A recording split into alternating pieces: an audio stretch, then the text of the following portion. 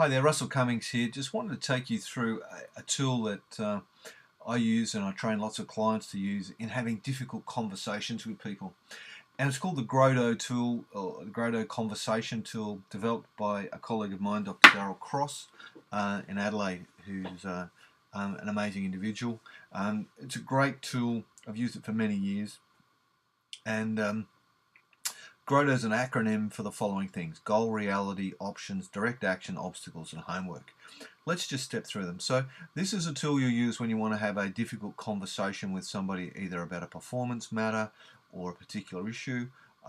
I've used it to deal with issues around performance and behaviour, around personal hygiene, and also around alcoholism and other things. So really powerful tool. And the reason it's powerful is because it gets it's about focusing on the facts rather than the emotions.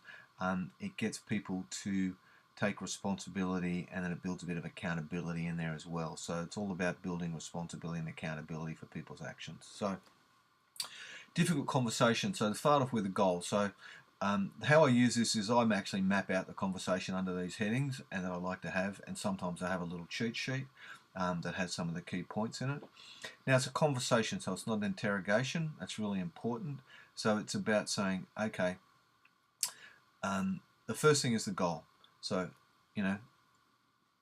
morning Frank, we're here to discuss your current performance issue, and what I'd like to do is for us to both discuss it, for us to come up with some options for how we might address this going forward, select the option we like the best, and then work out what the action plan is to go ahead on that, and agree what those actions are going to be. So that's the agenda for today. Alright, so that's the goal part. The reality is where you discuss the current situation and what's happening now. And then a really important part here is that you stick to the facts. So you want to have your facts laid out really well. You don't get emotional, and you keep it around. Now, remember, this is a difficult conversation, so the whole point of it is that you actually get a resolution to that. So some of the key tricks here that you'll want to think about is stick to the facts. Don't be diverted, because people will often say, oh yeah, but he does this and he does that. Your answer to that is, that's correct, she does do that, or look, that's another issue. I'm here today to talk to you about this. So people will try and do the diversion tactics and get you to look over here, in the misdirection, I suppose, is what it really is. So what they're trying to do is misdirect you. So do that. They'll also get emotional and try and use emotion as a way of getting through it.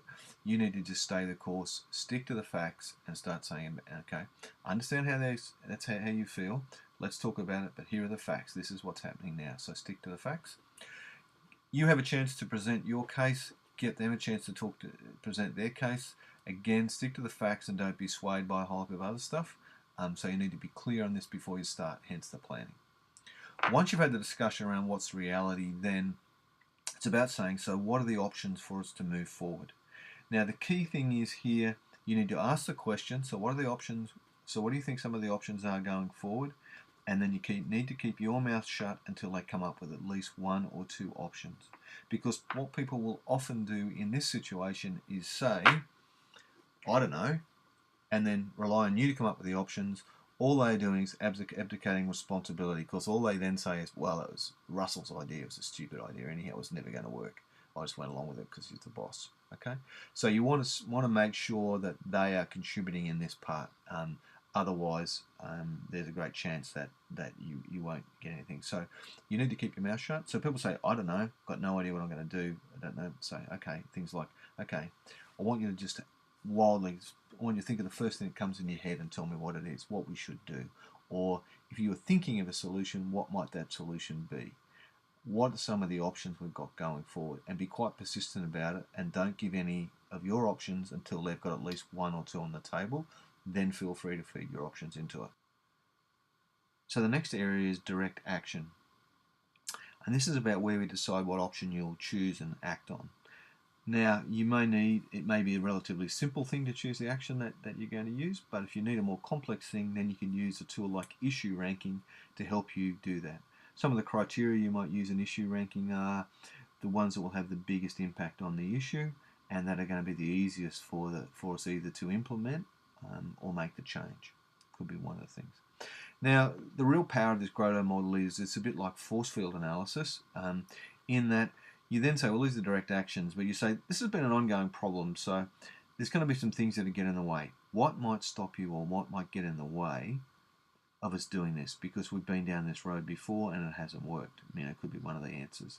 And then you say, okay, so what are we going to do? So what's going to get in the way? And then you might come up with some action plans to address those key obstacles and build those into your little plan moving forward. So a one-page plan is a great way to summarize this conversation. So where are we now? Where do we need to be? What are the 3 or 4 actions we're going to take to get this thing done? The last part then, the H of Grotto, is the homework.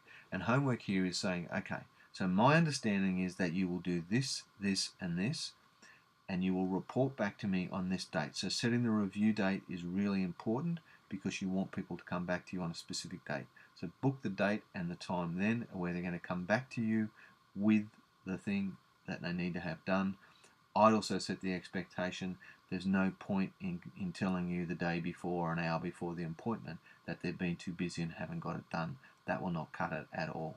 So you give them enough time to do the job properly and in the right time frame, but hold them accountable. You need to deliver this to me because this is an important issue. Okay, so that's the Grotto conversation.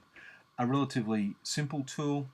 It's about having a structured conversation to give you a desired outcome, and it's around having a difficult conversation with somebody. My experience is if you can work through the steps of this, then you actually really start to get some progress with people, and it's a very powerful process. Happy to talk to you more about it if you need any more guidance on how to deliver this tool.